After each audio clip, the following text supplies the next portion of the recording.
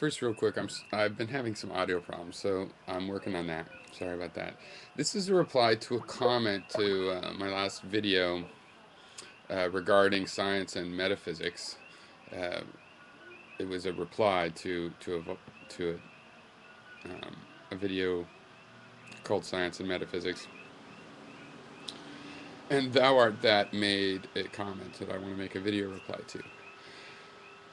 Firstly, now, Thou Art That, you were one of the first people that I subscribed to on YouTube, and that impressed me that there was more philosophy going on here in this form than I had seen elsewhere on the internet. And I have ideas on why video has seems to be the key to this. Maybe philosophy is primarily a spoken or oral tradition in some sense, but I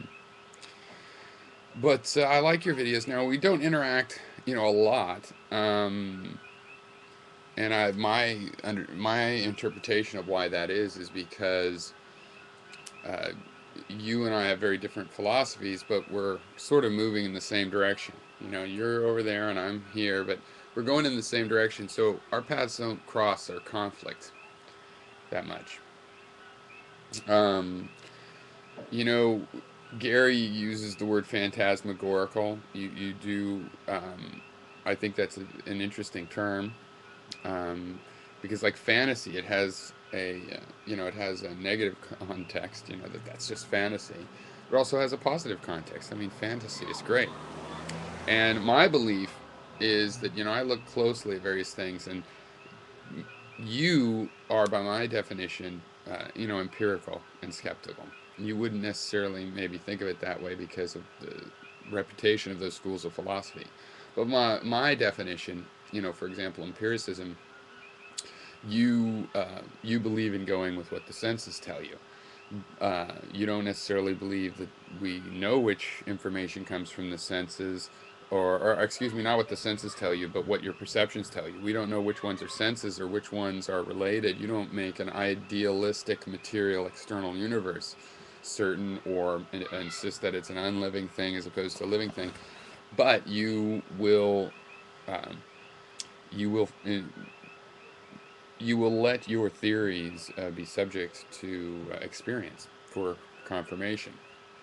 So, given that, I think in the long run, things work out well with these kinds of people that want to spend a lot of time in the fantastic areas of knowledge and reality, because they are the ones that find some really fantastic truths. That's where the fantastic truths are hiding. So, yes. So, so we're pretty much going in the same direction. And in the long run, I think you are weeding out truth in a similar way that I would if I was on your path. But I am more materialist, and I what I do know about you is more about your attitudes than than what you particularly think about things. I withhold judgment on some of the things, like your idea of whether atoms are actually alive or in what sense you think that. I don't really know, but how you think about things, I think I know a little bit from talking with you. So anyway, that's that. But in this comment, um, it seems really very confused. Okay, you said, on the contrary, the law of identity seems to me to be an example of an ancient metaphysical principle that modern investigation into the quantum nature of physical phenomena has proven mistaken. But no, because we were just pretending that it was metaphysical. We had something so well demonstrated, we wanted to just say, it doesn't even need to be demonstrated. Stop bugging me about how it's demonstrated. Stop questioning me on this subject. Stop trying to improve it. Let's just use it. And it's like by force of will. But it was just a theory. But by force of will, everybody accepted that it was some sort of metaphysical truism. Okay? And so, yeah, it's an ancient metaphysical principle in the sense that it's, it's older than humankind to believe in the law of identity. I mean, an animal comes back and thinks it's the same bone they buried. I mean, So we've been thinking that from before we even put human thoughts on it. So probably the first time we had language when we're trying to describe this principle, we already thought it was true. So ancient metaphysical principle, but still, it's experiences that we had. That's the truth. You know, we were fooling ourselves to think that it was metaphysical. Now, the cup is composed of packets of energy that are constantly pulsing into and out of existence such that it is never the same cup, though it may appear to retain the same gross form of our animated senses. Reality is process, not substance. That's true.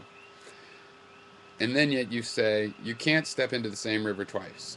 Yeah, you can, because the same process is going on. A river is the same process of water being recycled through the same aquifer system and down this riverbed.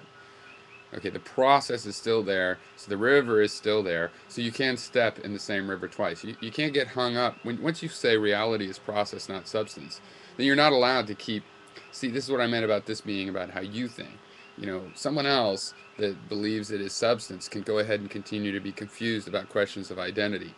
Someone that knows that reality is process doesn't get to do that anymore. You don't get to believe this stepping in the same river twice nonsense anymore, because you know that it's a process, and you have to ask yourself, is the process, which is the river, is it still there? Yes, it is still there. So you do go in the same river twice, and it is the same cup. Um, so anyway, I got interrupted. Could you tell? But okay. Anyway, cheers. It's interesting, and I'll add one other thing on terms of your and my interaction. The way you and I interact a lot, we would have to have a project together, and then in that project, we, you know, would have to be a collaborative project, and then we would, you know, uh, work together that way. Because other than that, these conversations basically happen when there's a natural conflict of some sort. You know, and sometimes it's such a gentle conflict we don't even think of it as a conflict. But I think you know what I mean in the sense that the paths cross. Okay. But anyway, okay. Cheers.